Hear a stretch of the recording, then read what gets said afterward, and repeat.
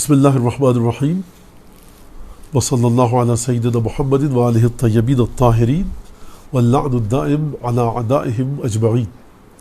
آج کی اس مختصر سی گفتگو جو آپ کے سامنے پیش کی جا رہی ہے، اس میں حضرت امین علیہ السلام کے باوفا اور نہایت ہی اہم صحابی حضرت قمیل کے بارے میں ایک مختصر سی گفتگو آپ کے سامنے پیش کی جائے گی۔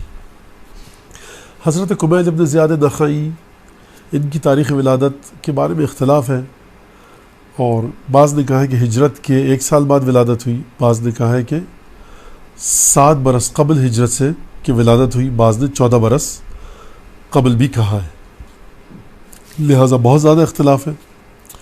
اور اصل میں جو ان کا تعلق ہے، اور اصالتاً حضرت قمیل بن زیاد نخعی جہاں سے تھے وہ یمنی تھے۔ سوال یہ کہ یمن سے کوفے کیسے آئے؟ تو جب مولا کائنات رسول خدا صلی اللہ علیہ وآلہ وسلم کی زندگی میں خود حضرت کے حکم کے مطابق حضرت امین علیہ السلام یمن تشریف لے گئے تھے تبلیغ کے لیے، تو وہاں پر جناب امیر علیہ السلام کی تبلیغ کے نتیجے میں حضرت قمیل مولا کائنات کے ہاتھوں پر اسلام لائے اور مولا کائنات کی تبلیغ کی برکت سے مسلمان ہوئے۔ اس کے بعد خلافت ثالثہ کے دور میں جلا وطن ہوئے۔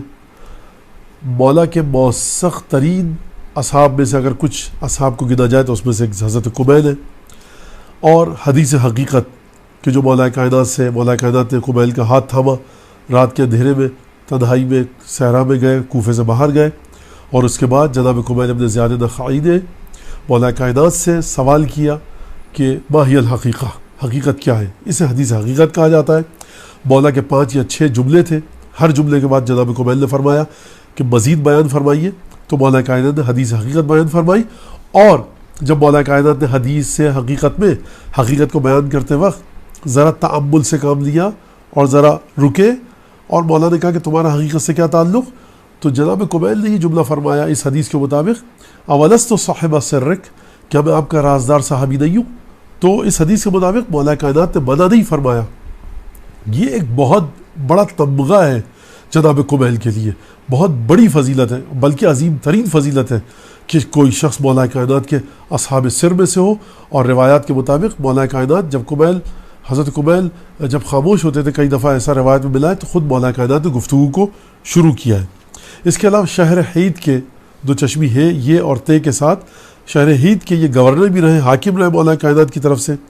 علامہ ذہبی نے کہ جو اہل سنت کے بہت بڑے عالم ہیں، محدث ہیں، رجالی ہیں، انہوں نے جو لفظ حضرت قمیل کے لیے استعمال کیے ہیں تو شریفاً مطاعن ثقتاً عابداً، کہ نہایت شریف عربی میں اور اردو میں مختلف ہے۔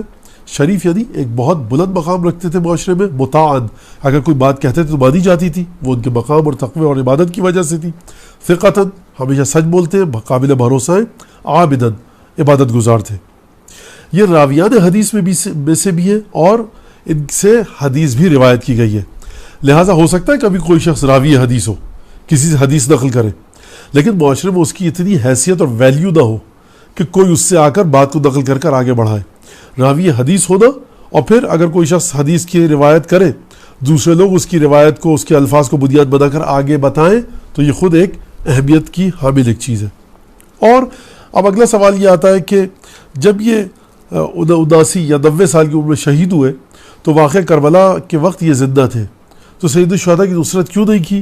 تو تاریخ میں لکھا ہے کہ شام کے دمشق کی انتظامیہ نے، دربار دمشق نے حضرت قمیل کو قید کر دیا تھا جناب قمبر کے ساتھ، اور جناب قمبر اور حضرت قمیل دونوں قید میں تھے عبید اللہ بن زیاد کی کوفے میں، اور کربلا کے واقعے کے بعد ان کو آزاد کیا گیا۔ دعا قمیل آپ ہی سے روایت ہوئی ہے، اور مولا کائنات کو دیکھا انہوں نے کہ مولا کائنات سجدے کی حالت میں، شب نیمہ شعبان ہے، شب جمعہ بھی ہے، اور وہ دعا قمیل پڑھ رہے، تو جناب قمیل نے دعا طلب کی، اور وہ واقعہ نہایت ہی دلچسپ اور بڑا عجیب و غریب واقعہ ہے کہ کس طرح سے مولا کائنات نے وہ دعا تعلیم فرمائی۔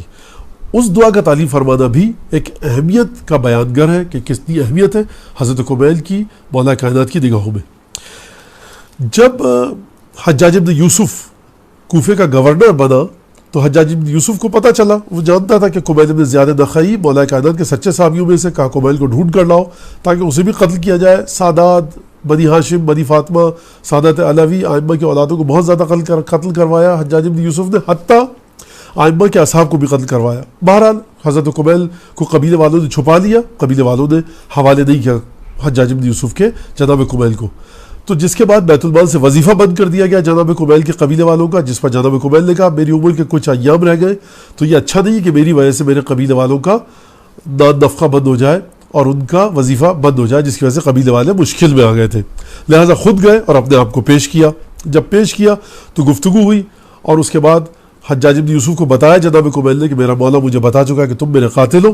اور جو جملہ فرمایا, ارشاد فرمایا جناب قمیل نے, وہ شجاعت اور بہادری کا بیان کرے.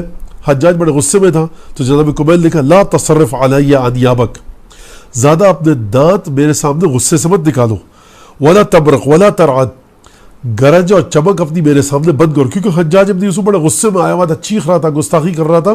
تو جناب قمیل کو پتا ہے کہ کون آدمی ہے, لیکن بالکل نہیں ڈر رہے اور فرما رہے کہ نہ گرجو نہ برسو میرے سامنے اور اپنے دانت غصے سے میرے سامنے مت نکالو.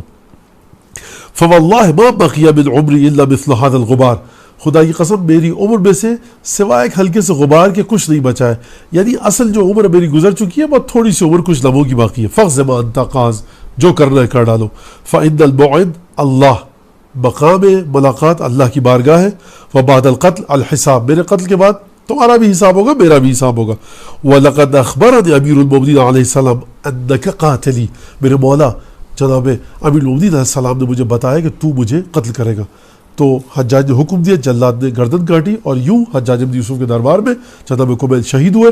آپ کا روضہ اور آپ کی قبر مرقد منورہ کوفے میں مولا کائنات کے بیت الشرف کے پاس ہے, جہاں پر مومنین زیارت کے لیے جاتے ہیں.